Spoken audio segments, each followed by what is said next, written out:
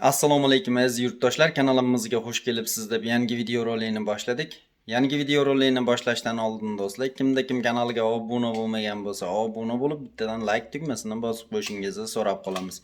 Mavzuga qaytadigan bo'lsa do'stlar, hop videoni bu tomonga burib olamanda sizlarga batafsil ko'rsatib, tushuntirib boraman. 100 marta eshitgandan ko'ra 1 marta ko'zing bilan ko'rganing yaxshi degan ota-bobolarimiz, shuning uchun shu videoni sizlarga ko'rib qo'yib ko'rsatay dedim. Do'stlar, Moskvaga kelyapgan aka-ukalarimiz, opa-singillarimiz, agar Moskvaga kelmoqchi bo'lsangiz, hozirgi yaqin kunlarda umuman bilet olmay turinglar. Misol uchun 15-chisladan, bugun 10-yanvar bo'lsa, 15-chisladan u yog'iga olinglar. Sabab ob-havo noqulay bo'lyapti, ko'ryapsizlar. Ijtimoiy tarmoqlarda ham Moskvani qor bosdi deb qorlar chiqib yotibdi. Haqiqatan ham zaddeshkalar bo'lyapti. Mana o'zingizlar ko'zingizlar bilan ko'ryapsizlar.